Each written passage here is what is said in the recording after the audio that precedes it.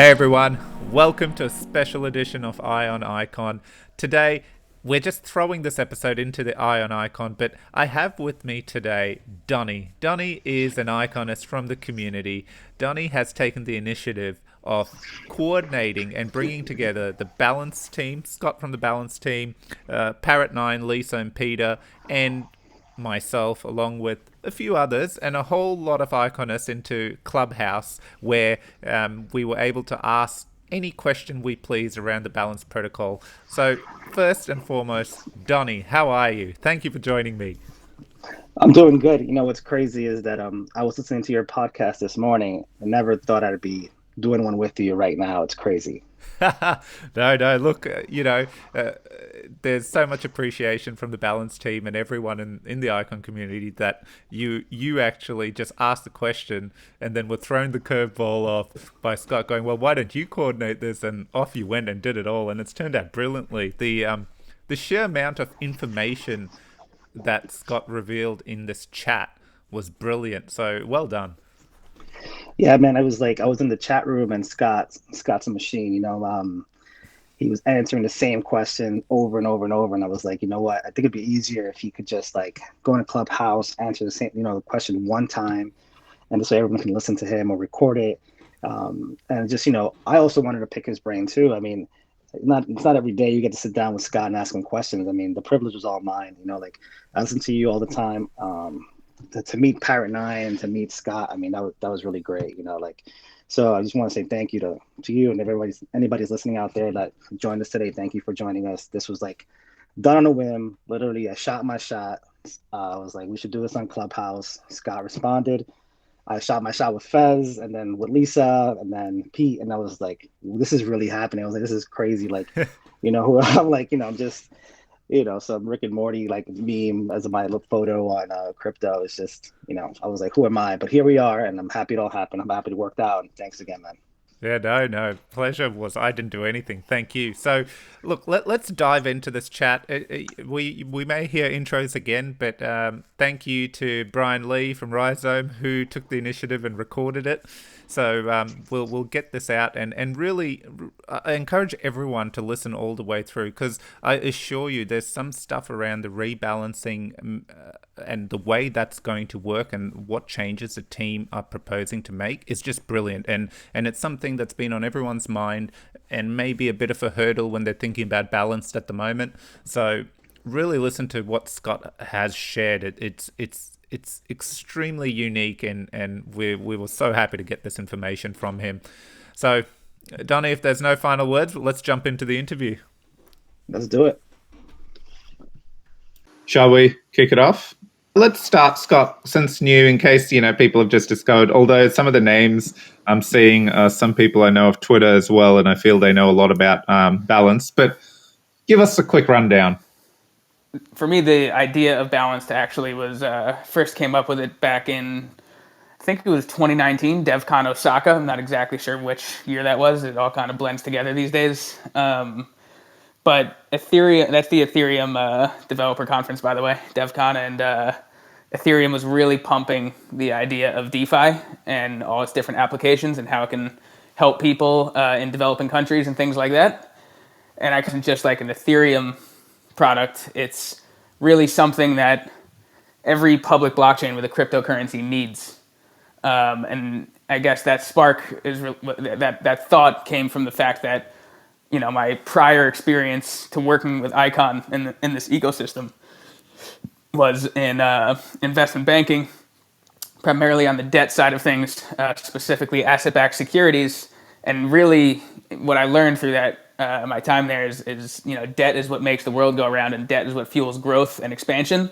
And if you're going to have a public blockchain cryptocurrency with loyal holders that want to hold on to the asset for the long term, they need to be able to get leverage against it. Or all they can do is hold on to it, hope it goes up in value. But some people want to still maintain their position while still being able to invest in other things or fuel growth, spend money, a lot of different things that you can do. So once you add leverage to the equation, and that's what I believe every public blockchain that's going to survive for the long term needs some sort of leverage component. And that's when I started, writing the white paper for Balanced and brought us to where we are today here. Yeah, that's great. Thanks. That's a good overview as well. Thanks, Scott. Just want to remind everyone, we have a few people joining. Everyone, if you do, it is an open forum. It's not, we've got a few questions planned, but if you have some questions, make sure, I think you can stick your hand up or do something. There's some way of interacting. Brian figured it out, so I'm sure everyone will. But please feel free to do that. If not, we'll keep carrying on with questions, but if someone sticks their hand up, we'll get you up on the stage and you can fire away at Scott and Parrot 9. So, Scott, you know what? Let's just jump in. Let's talk about rebalancing. Let's get this out there. How's it been going? What are your views on it? What's transpired? What do you feel? How do you feel the community has reacted regarding the shock factor? Obviously, when they've experienced a rebalance, share your views. Yeah, no, I mean, I definitely understand the shock value. I would say that, mathematically and financially, it's not like something devastating to the borrower and can be beneficial in many scenarios where your collateral gets sold at a premium. It's always getting sold at a premium. So you could, immediately repurchase it if you have some USDT lying around, and then you can repurchase it at a cheaper price for where it was sold. So strictly financially speaking, it doesn't lose any value for the borrower. Your debt is paid off at a premium and your collateral is sold at a premium. Both of those are beneficial to the borrower. However, I do understand the shock value, and I understand kind of the psychological barrier associated with having your collateral touched, especially for people who have been holding ICX for multiple years. This is like the first time they've unstaked. This is the first time they've moved it anywhere, and to see that number go down instead of up is something that makes people uneasy, and I totally get that. So, I mean, that's kind of my general views, and something that, it's something that can continue to be honed and improved now that it's kind of out in the wild and we're really seeing it in action. And I do have a couple of, or kind of one idea that I just was working on with Dan Bremer, one of our smart contract developers last night. Kind of like had another brainstorming session just to try and take a step back and think like, how can we improve this? Obviously, it's making people uncomfortable, whether it's, economically beneficial for them or not. We should try and find a way to remove that discomfort. Obviously, users in our community are the most important part of this product, not the economic design, though it needs to be sound. And I think we've come up with something that's going to be really game changing, honestly, for how rebalancing works. I don't want to dive too deep into it until we move further into implementation, but I think like within the next week or so, I'm hoping to share more information on that with everyone and how it'll work. Very excited to hear that. I was going to say a Clubhouse exclusive, but we all know Icon gets those. So yeah, right. I'm kidding. Would love to hear a little bit, since there's few of us in here, and if people have taken the time, I'm sure they would be rewarded to hear what are your thoughts on how it's going to evolve, if it's okay. Sure. It looks like we just got this guy Futai on stage, though. Why don't we give him a chance to speak? Oh, yes. He raised his hand. I don't know if anyone let him on, but he's on there. Let's do it. All right. Hey, Chris? sorry, I was muted for a second. Hey, Scott. What's up, man? Just wanted to follow up regarding your last comment. You had mentioned, and I think you also tweeted about it, about just that psychological effect of kind of losing, your collateral, right? Which you think and then, but ultimately, I kind of used the strategy that you did the video as, where I was actually, able to buy back in at 5 or 10% cheaper, So I don't know, maybe the storytelling of that just could be a little more clarity. I think one feature that might help, and you've probably already thought about this and everything, but maybe if you get an alert somehow that you've done the rebalancing, and then it almost does a snapshot of oh, you were rebalanced at this.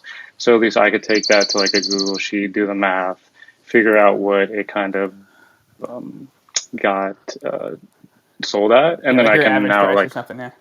yeah, and then I can come back and be like, okay, I can target this at least, just because I think that's where I was a little thrown off, was like, oh, when did this happen, and like Right. versus like this time in the day, Right. But then like I did my own like little spreadsheet, but yeah, just wanted to comment on that. Like I think your advice of like about the psychological aspect was like huge. So then and then people are just like scared to lose what they've been holding for a long time. But Right. yeah, just wanted to comment on that in my experience, and then how I was able to actually get more ICX, which I was like happily surprised about. So yeah, just wanted to comment on that. Yeah, man. Thanks. No, it's definitely good to hear that story. I'm glad it worked out for you, and I've seen a couple more of those stories on Twitter. And in terms of what you were saying about calculating your average cost, you actually can do that with the data that's displayed to you in the rebalancing section on the homepage, where if you take the amount of BNUSD that was repaid and the amount of divide that by the collateral sold, that'll get like your dollar cost average essentially at where it was sold at. So sometimes, Yeah, yeah, no, that's how I was grabbing it as like that got it. data source. But But yeah, I was an alert, like I think an yeah, alert no was like alert. a Yeah, an alert would be great. notification, Yeah, for sure. so that I could be like, oh shoot, like okay, now I kind of need to monitor this a little more. I mean, I'm on it pretty often, but it Well, that's kind of good to hear, it man. just That's good to hear. yeah, just thanks. Yeah, no problem, no problem. And then another thing on the psychological side that we're working on and hoping to have done within the next 48 hours is just adding the user interface that allows people to retire the assets and cause the rebalancing themselves.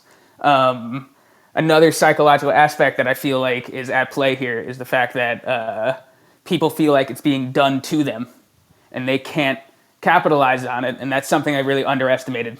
For one, I didn't expect rebalancing to happen nearly as often as it does. I think the fact that we launched and then had some extreme market volatility shortly after definitely got to see this out in the wild and how often it would happen. So we raised the fee. We made it more beneficial for borrowers. We made some small tweaks. But the fact that like it was happening so often and people kind of felt helpless, I think that there's nothing they can really do about it. They can't benefit from it. They need there's this big learning curve about how to benefit from it, and not being able to take advantage of that arbitrage themselves, I think,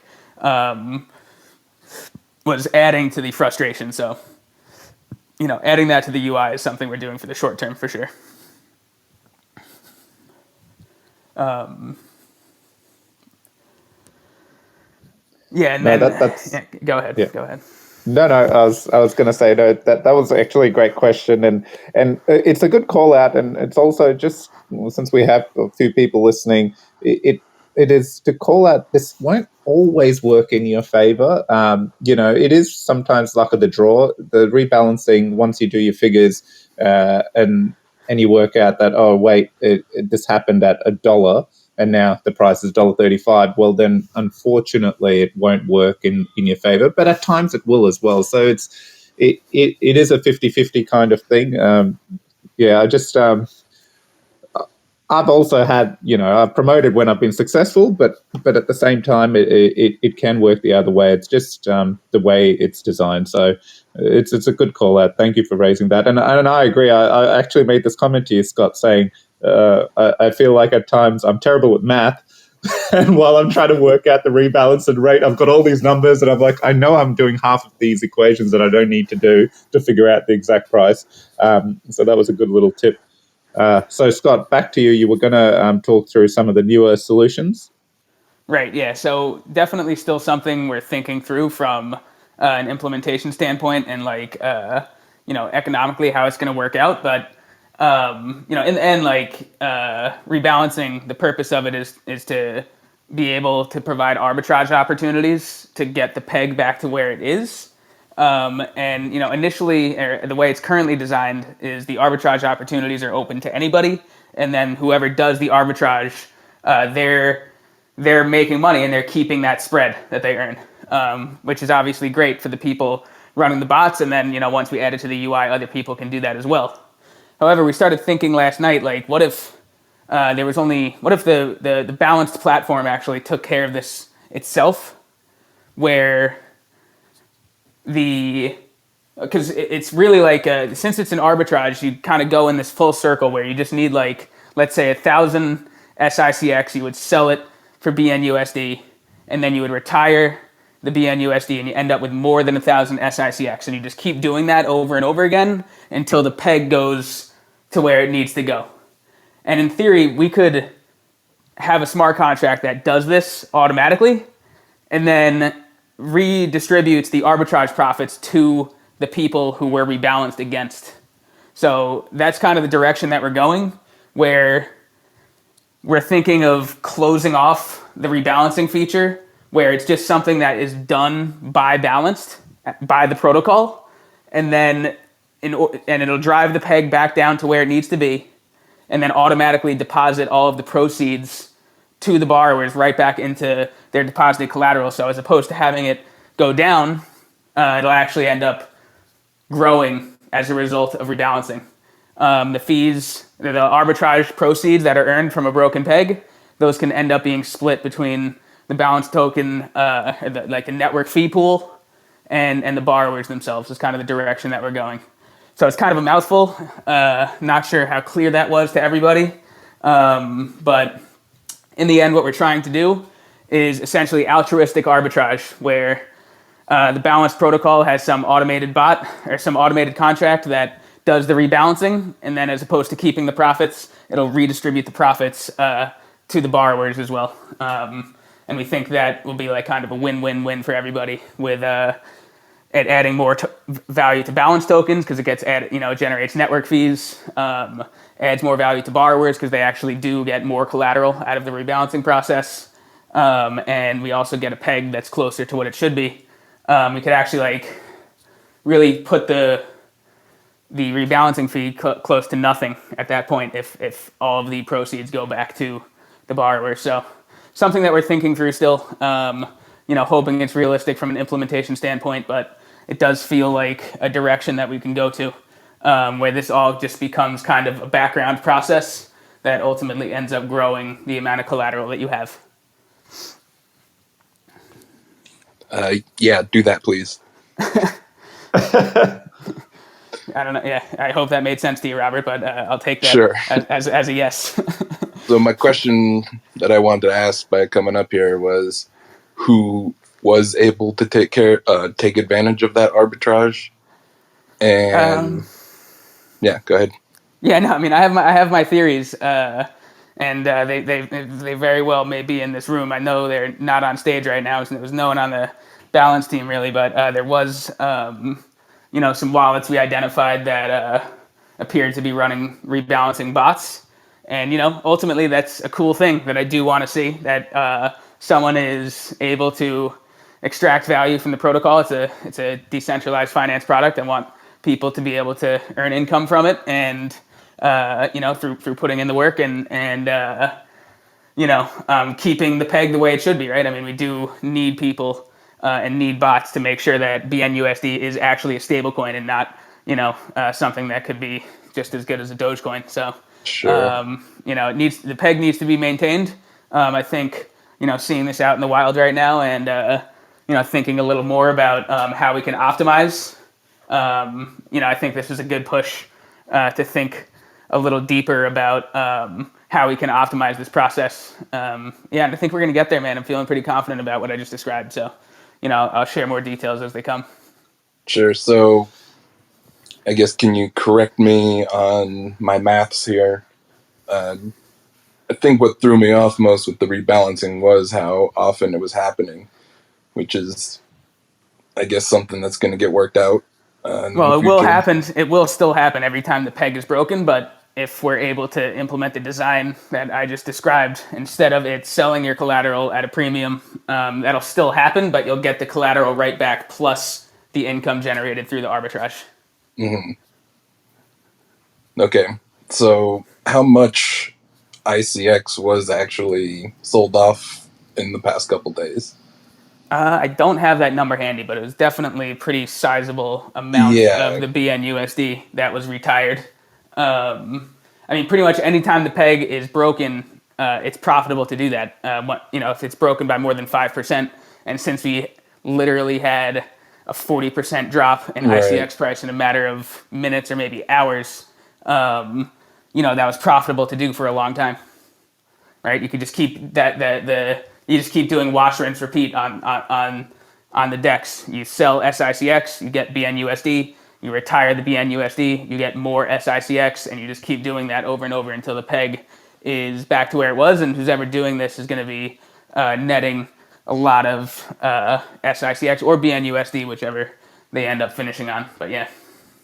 Yeah, 'cause by my maths, it looks like at least 5 million ICX was sold off. Correct me if I'm wrong there. Yeah, I'm really not sure. I haven't looked at the actual numbers, so I don't want to pigeonhole myself into something, but that very well could be possible. But, again, it's still sold at a premium to what the market price is. So there's still some benefit there. It's always been sold at a premium. Okay, I'm following. I like where your head's at with the automatic rebalancing. That feels like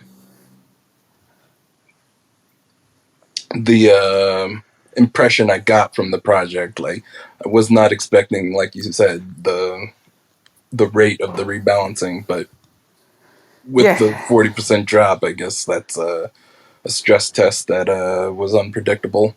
Yeah, and it's also like the type of users that we have is another thing. Is like nobody wants to sell any ICX, even if they can sell ICX on the DEX at like a 30% premium to what it's being sold on the market. They still don't want to do it, and that's kind of another thing that I didn't expect, which makes rebalancing happen far more often. If borrowers are never going to sell their collateral to pay back their debt, even though they're underwater, then somebody is going to have to do it, right?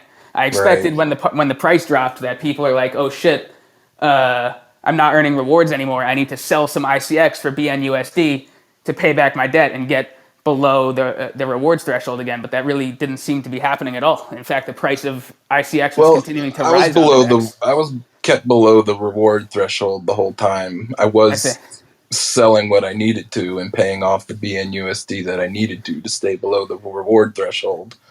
But I mean, like when I logged in that morning during the market crash, I mean, the first thing I did was have to liquidate a bunch of collateral from Balance. I leveraged up. I purchased I borrowed BNUSD. I bought a bunch of ICX with it, like in the early days of Balanced. And when the market's tanking, it's time to unwind that trade a bit and pay back some debt. So that was like what I kind of expected the market dynamic to be, but. I'm a hodler. I can hodl through some pretty gruesome dips. So. Yeah, and I think we've got that. Definitely got that vibe in the Icon community, which is not something I'm complaining about. Don't get me wrong. Right. So, who's going to have access to these bots? Is it going to be something you got to program yourself, or? So yeah, I guess the way that are you talking about what I described earlier? Like the arbitrage, patch? Yeah. Well, the arbitrage is what's live right now, where anyone can make a bot and earn income from the arbitrage. And then I'm also working on adding that to the user interface, so you don't need a bot, so you can just manually do it through the app. But the longer term solution is that nobody needs to do this, and it's something that kind of happens in the background. Sure. On Balance, that balanced smart contracts rebalance everything on their own and then redistribute the collateral to people.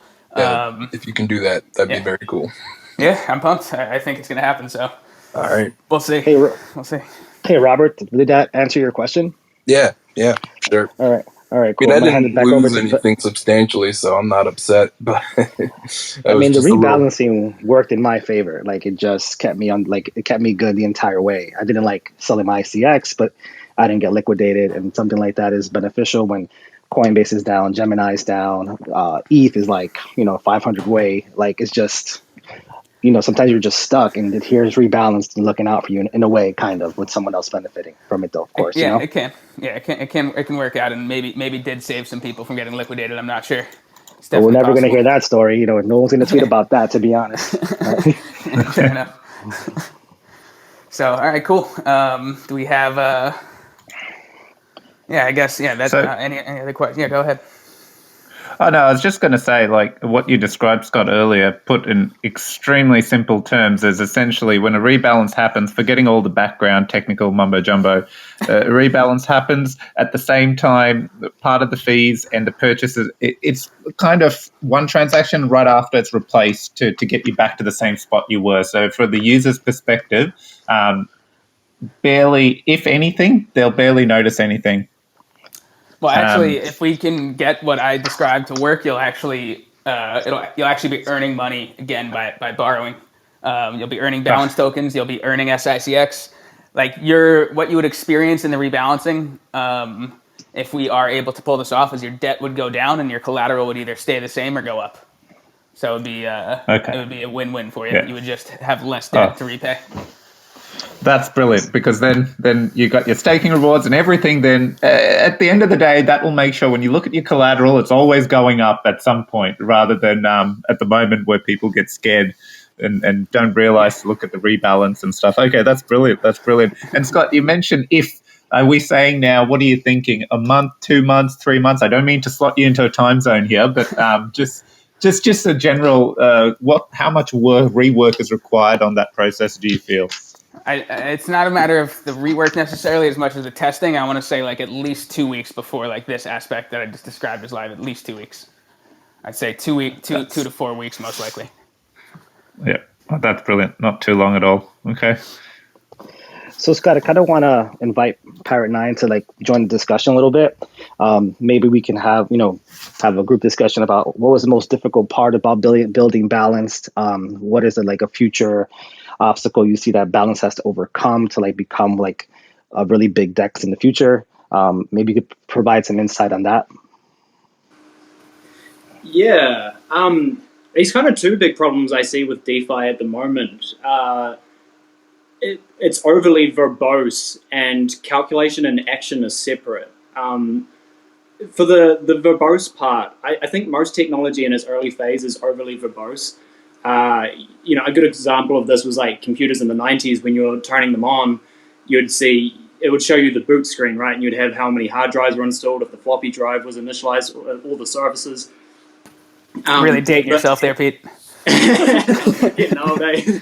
But now you wouldn't even think of that. If you saw your phone showing a boot screen or anything, you would just be like, it looks old and it looks outdated. And it wasn't because the engineers were trying to overcomplicate the user with all of this stuff. They were actually being quite virtuous. They were just trying to show all the complexities of the back end, and if anything went wrong, here's where it went wrong, forgetting that users actually just don't care. And I think a lot of DeFi suffers from this, where it's really overly verbose. Like there's a whole bunch of percentages and equations and people going in and going, what the hell is LTV and all this sort of stuff. And so we've tried to reduce it down to, your risk ratio is just a number that you have like the ICX price that you have to be aware of. And that's it. Any LTV or anything else is irrelevant because you've got higher value data. The other part was the calculation and action, and the problem with balance is it's an imprecise experience. There are a lot of moving parts that affect your balance. If you were to watch over your collateral balance, you would watch it increase from staking rewards, watch it decrease due to rebalancing, watch it increase from the network fees collected. And so it's all of those little fluctuations that make it this imprecise experience. So entering any number like quickly becomes redundant.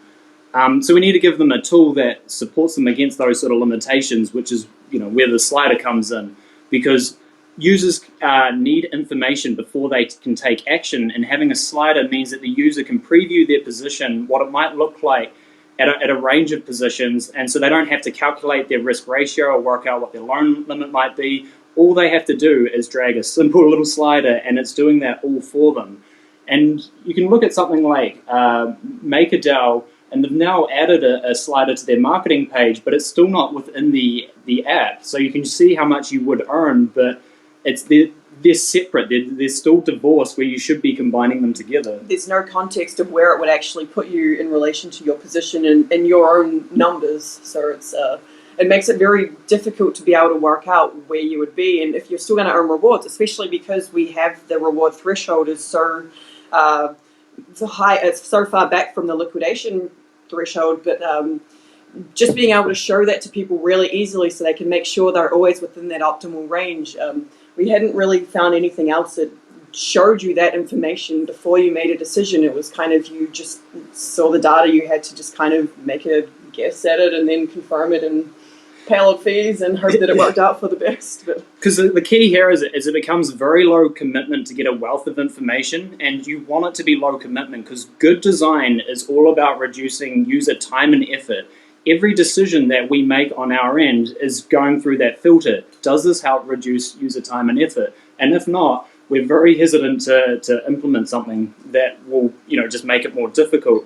And I think in the balance interface at the moment, it's actually at a point that every additional element we add will add exponential complexity to the user. It might not look jam-packed, but it is from our perspective. We're trying to have elements fight over each other to see which should be which should be visible to the user, and trying to retire other elements that don't serve the user. I think a recent example of this would be we've removed how much debt you had on the platform in favor of the liquidation price. Although the liquidation price was still available through a tooltip, it was worrying some people. So, we weren't going to add in another bit of information there. We just wanted to replace the debt with your liquidation price.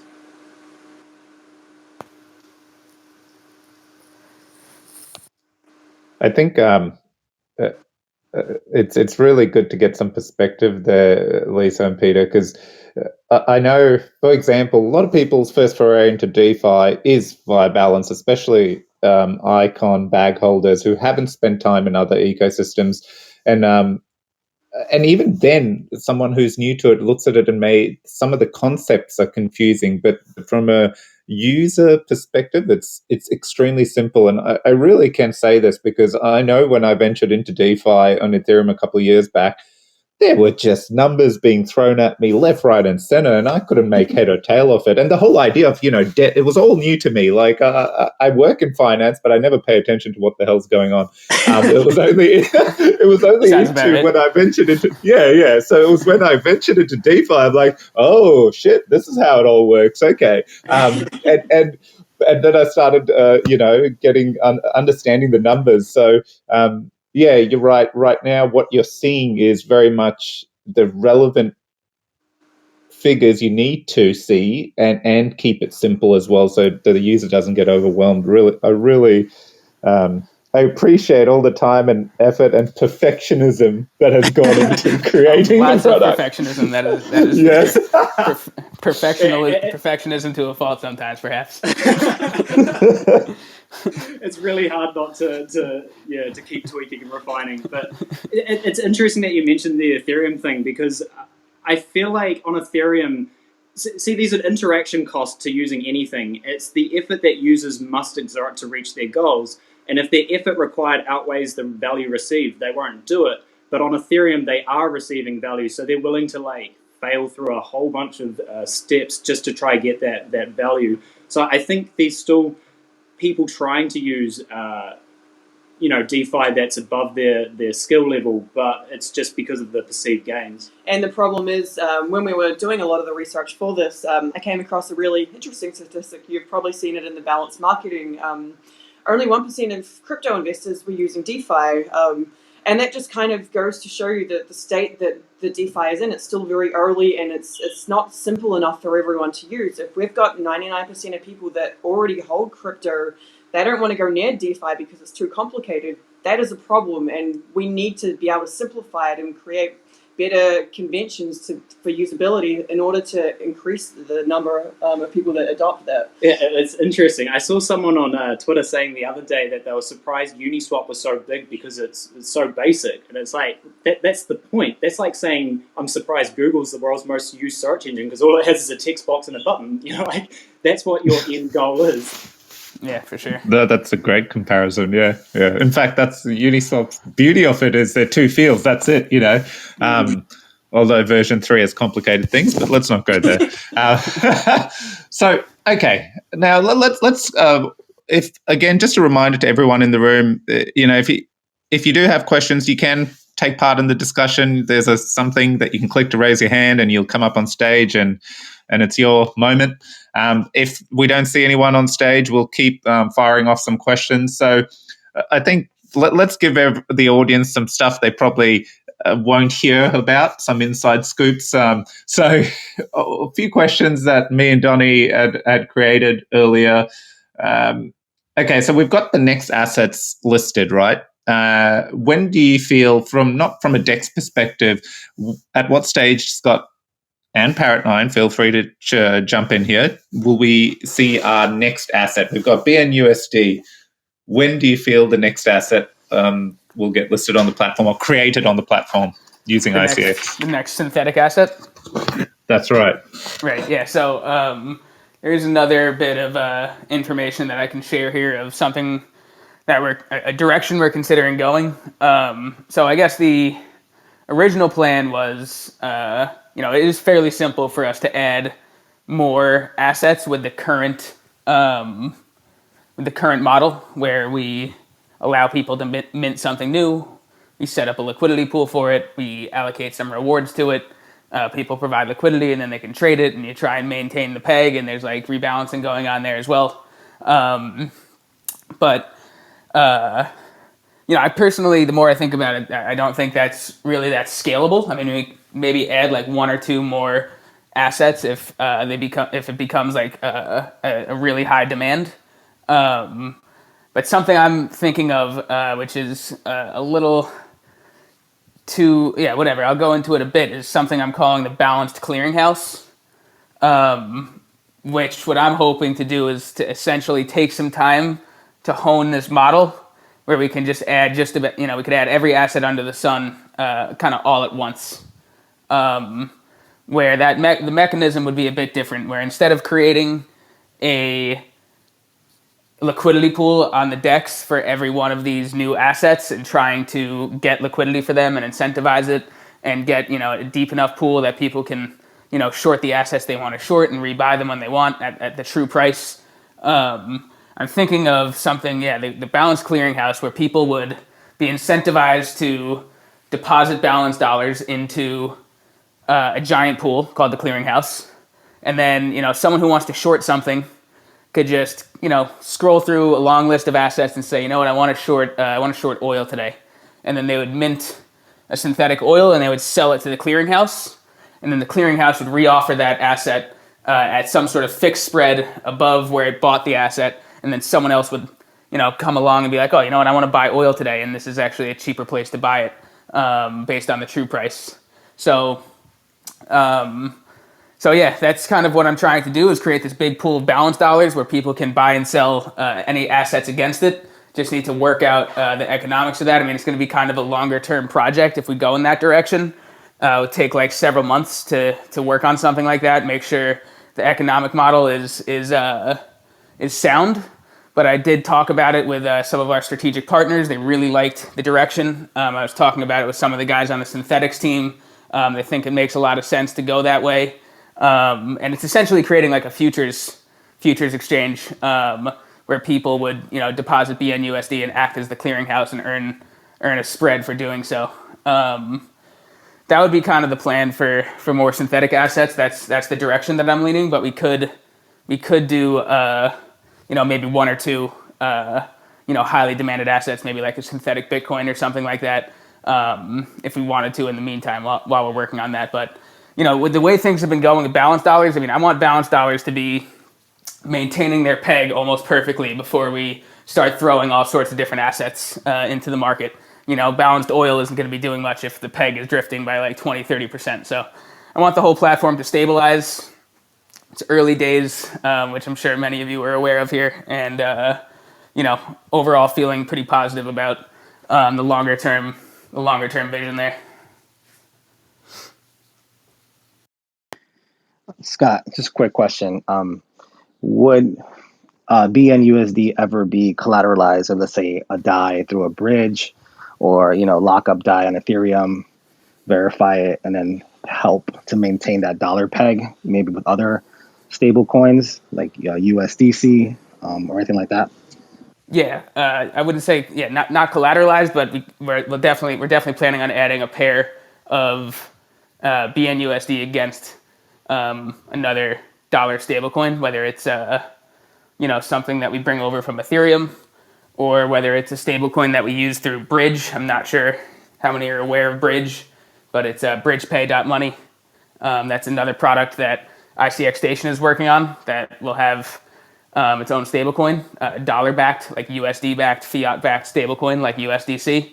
And we'll definitely add that pair, which will actually be pretty awesome to have once that gets going. Then you can really borrow balanced dollars, convert them to these stablecoins, and take it right into your bank account. That's kind of something I've always wanted to see happen. Looking forward to that. What about a lot of people ask this, CoinGecko, CMC, they want to see, Balance and BNUSD and all these things noted on these sites. How is the team going with things like that? Yeah, it's coming along. Should have the application in pretty soon. Was talking to CoinGecko last night just about one thing that they needed was a stats page. So we threw together kind of a rough one that we're not sharing publicly yet for CoinGecko, and then we had to develop and share the necessary APIs. It's really important that you get these things right. May seem like it's taking a long time, but if Balance starts putting out bad data on CoinGecko and they find out and they get really annoyed, like that's just a really bad look. So we have we've been working on like a better backend along with the Geometry team, formerly known as Insight, and it's in kind of the stabilization phase.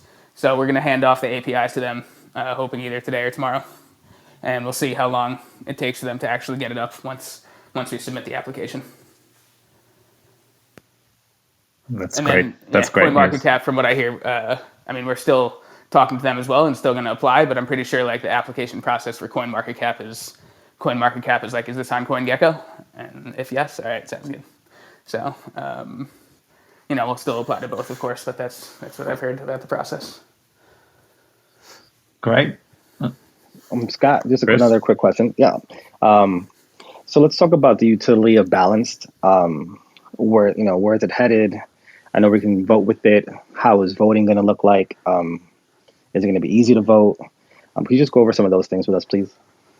Sure. Yeah, from the user experience standpoint, I'll let Pete and Lisa talk about what their vision is. But in terms of like just strictly utility, you're right. You'll be able to vote for it. Like things like the rebalancing fee, like is something I'm looking forward. Like I'm looking forward to getting a forum going, like there is on Icon. I haven't started it yet because I don't want people to start like talking about stuff and there's really nothing they can do just yet. But yeah, you'll be able to adjust things like the rebalancing fee, right? Like that was kind of a big topic. Some people are like, lower the rebalancing fee. The peg is really important. And other people are like, who cares about the peg? We need a high rebalancing fee. I'm tired of this happening.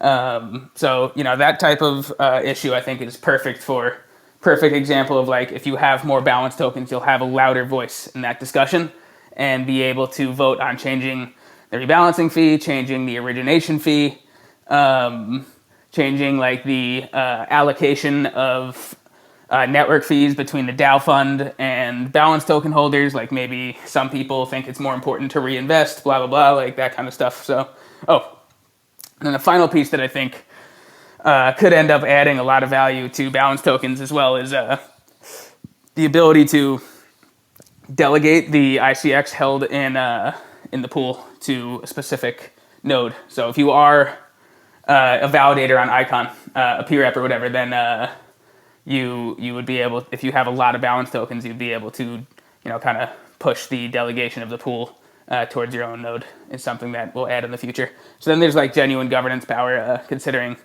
like 10% of the Icon network, last I checked, was locked up and balanced. So that'd be pretty meaningful, I think. Yeah, as in to how it's going to look, we're actually not sure. Nice. We're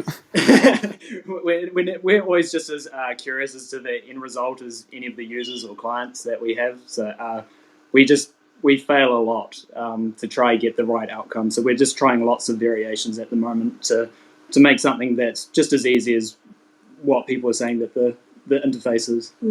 But I guess from an initial standpoint, if you were to look at the prototype, so if you go to om.finance and have a look at the prototype, if you go to the vote page, you'll see that there's the voting functionality for P-reps is there. So you'd be able to vote for up to 5 P-reps, and it would just delegate your voting power equally across those 5. So for balance, we would do a similar thing there. We're just still working out how to fit the additional governance stuff in around that as well. So working on that at the moment, but our first piece that we are working on for voting is actually for the network fee distribution. So we'll be having a vote on that before we've actually got the full voting page built. So that's going to be a little bit of a different design. So at this point, we're basically thinking there'll just be a button on the rewards section with the option to vote, and it'll just bring up a modal where you can see all the details about the change and be able to vote from there and be able to track how that vote progress is going until it's finished. And once we've got that vote done, then we will be able to progress from there into having the full vote page functionality. Awesome, thank you. So Scott, we're reaching about 50 minutes in. I'm not sure how much longer we have you. If anyone in the audience wants to ask questions, now is the time to do that. Fez, if you have anything to add or any more questions you to ask, yeah. So anyone, please step up, and I'm going to ask a very cheeky question now. So Scott and Parrot 9, feel free to chip in. We've seen across Icon strategic DeFi applications being created, balance being critical in all DeFi ecosystems. Something like this exists. We got OM, not OMM. Lisa, how are you feeling? I got it right. And a few equality and Optimus, where things like that. Now, one of the aspects I was discussing with Brian on a conversation was the savings protocol. Have we got something? So we see in DeFi standard, there's like your bank account where I don't want to take any risks. I just want to put my stable coin into something and earn interest. Say like Anchor. Is something like this envisioned, or is it being kept hush-hush, or is there something like this being worked on in the Icon ecosystem? Well, first thing I want to say is there's certainly risk in all of them, Anchor included. So let's not think that it's the same as a bank account just for the record. But yeah, I get what you're saying. You just want to deposit money and earn yield. And that's what OM does. You deposit stable coins and you earn interest on the stable coins. So OM fulfills that goal. There you go. Quick answer to a long question. Right. Yeah. Yep, but pretty excited about OM, especially once we have Bridge worked out. They kind of go hand in hand, so it's gonna be pretty big. Scott, if you could paint us a picture of what it's going to look like in a couple of years when we have all the DeFi running smoothly on Icon or through BTP, do you have how do you envision that?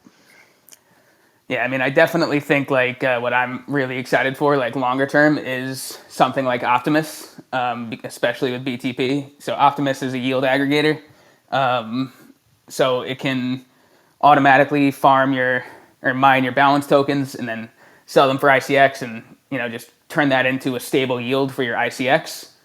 That's one thing they can do, and 5 years from now or so, with BTP really well established, we have many different assets or many different blockchains connected.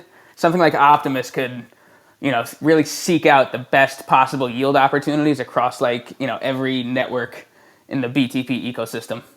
So that's just one specific, in terms of BTP, since you wove that in there. That's what I find exciting about BTP. But I guess these days, when I think about OM and Bridge, those also get me really excited, to the point that you have the Bridge. If we create a Bridge mobile app, would be awesome. People can deposit cash directly into it. They sign in only with their email. It gets deposited directly into OM. They start earning a yield. I mean, I think that through DeFi products like this with a seamless user experience and great design, thanks to Parrot 9, who's had their hand in all 3 of the products we've discussed, Balanced, OM, and Bridge. All of those products include Parrot 9 designs and have great user experience. I mean, I'm looking forward to, like, instead of having to stand over my dad's shoulder and teach him how to, either play blackjack on Icon or, use Balanced and have him click through IconX and type in his password a million times and be like, oh no, all you have to do is turn on auto sign. It's like really not that big a deal. Like, instead of having to have that conversation, having him just type in his email, click deposit cash, and then click deposit on the Ohm interface, and he starts earning, a much more favorable yield, and it being that easy. That's even easier than setting up a bank account when it comes down to it. So, that's kind of what I see happening. Or the vision that I want is, enough of like liquidity mining wars between different protocols. Like, oh, Binance Smart Chain is a higher yield than Ethereum and it's cheaper fees. Like, everyone move your assets over to Binance Smart Chain. Like, that's not really the battle I plan on fighting is with the existing ecosystem, but getting, my friends and family from outside this industry to see how easy it is to generate more yield on their dollars. I mean, like, my dad gets excited about like 25 basis points of APY from his SoFi account. I mean, come on, it's a joke to us, right? Let's get more people involved in our ecosystem, not fight over the existing ones. That's kind of what I see happening.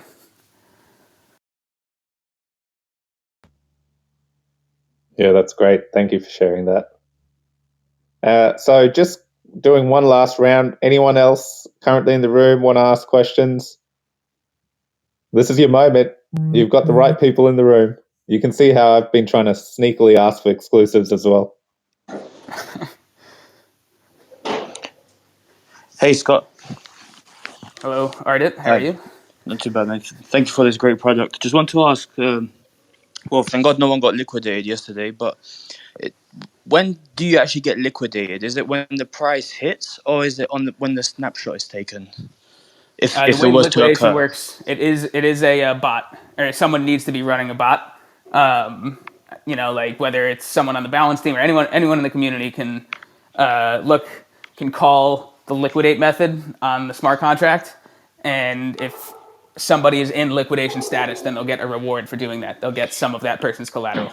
So that's how it works. Wow. Yeah. Oh, okay. Awesome. Yep. So I missed yeah, out. there's like an incentive to liquidate other people once they're in that status. So people, during the market drop, people could have been pinging the liquidate method and seeing if anything was happening. I'm assuming not many people are doing that, but if they are, is it something where you've literally got 30 seconds, a minute, 5, or you wouldn't know? Well, yeah, I mean, the Oracle, the banned Oracle, I think updates prices like every 5 minutes currently. So Okay. if the price during the update was at the point where you would have been liquidated, and then somebody calls the liquidate method on your address or on your account, I see. then you'll be You're gone. liquidated. Right, Okay. but some enhancements that we're thinking about for longer term, these are the kind of things we'll do like before lowering the collateralization requirements. Is like adding like a TWAP for the Oracle price, time weighted average price. Mm-hmm. So like we'll take what's it called, the average Oracle price over the last like 30 minutes or so, rather than just the A 5-minute instantaneous Oracle snapshot. price. Yeah, Okay. exactly. Awesome. That's something that we'll do. It shouldn't be all that hard. I think right now is not as It would- essential since we require so much collateral. It would actually be cool for you if you was to work out how many people got saved due to rebalancing. So maybe you could tweet that out to say, actually, look, this does really help. But anyway, that's probably you probably ain't got time for that. But yeah, thank No, you. yeah, it would have been cool for sure. I hear you. All right, thank you for your time. Yeah, thanks for the question, and man. great For job. sure. Yeah, thanks. Good question. Anyone else? If not, I'll just quickly want to first shout out Chris. Hey, Fez, we have huge one shout more. out. Oh yes, okay, Yeah. sorry. Sorry. It's JJ. Let's see. Is he? Hello, JJ? I don't see him on stage. I'm trying to invite him to speak. Let's see. Edit. Oh, well. Open. Is that what are these cones on people's celebration things? What do they mean? I'm assuming it's a first time user, maybe. Oh, okay. Oh yes, we have it as well. Icons without labels, eh? Yeah. See where Hey, y'all Fez. went. Oh, that's great. Hey. JJ's trying to get on stage for some reason. I can't invite him on. Maybe you can give it a try. If you have any questions left, or Scott, you want to like add anything to it before we wrap things up? No, I mean, I think there were some good questions. I'm happy to do this, once every so often, whatever, once a week, once every 2 weeks, whatever we think makes sense. I'm always down for like an AMA or something, or I'm in Telegram all the time anyway. My DMs are a constant AMA, so there's always that. But I mean, I'm happy to do stuff like this anytime, really. I think on that, I was going to give a shout out to Chris. Just for everyone to know, Chris actually came up with this idea and pitched it to Scott. Scott, in turn, as Scott does, sounds like you're the perfect man for the job. And then Chris has actually organized everything end to end, put everything together, just on a whim where he had this idea. So huge shout out. Thank you, Chris, so much for everything you've done to get this organized. Agreed. Thanks for your time. Sorry. All right. Well, if we're all set up, we're all wrapped up. I want to thank everyone for their time. I know everyone's time is the most precious thing out there. Scott, maybe we could do this like every 2 weeks to update everyone, or at least when new updates are coming out. Oh, last thing. I know there's an update coming out for balance. What's that going to look like? There's like, I know, are we going to have charts? Or are we going to have statistics? Sorry, that's the last. I know I just remember this question. All good. Yeah, I mean, we're calling it the geometry upgrade because it's the geometry backend. They're like DevOps experts, backend experts. Like, love working with those guys, and they did some work for us previously. So that kind of is all related to the CoinGecko APIs as well. But it's a really robust backend that grabs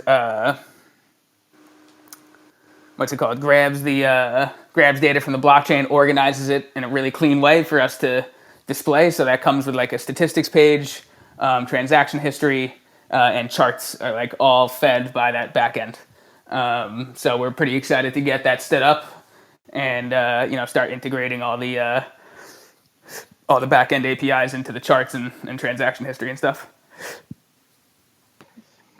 Awesome. Any final words from Parrot 9? Thank you for your time again. I know, what time is it over there? It is lunchtime. Yeah, it's not so bad. Nothing really to say. Just thank you guys so much for joining and for organizing this as well, Chris. It's been really good fun. We are definitely, if you're wanting to organize this on a regular basis, we're more than happy to take part as well. High on Icon is proudly supported by Icon Nation and the Icon community. Shout out to our sponsors at Icon Bet, open source decentralized gaming, no deposits, play straight from your wallet. Icon Bet, made by the players for the players.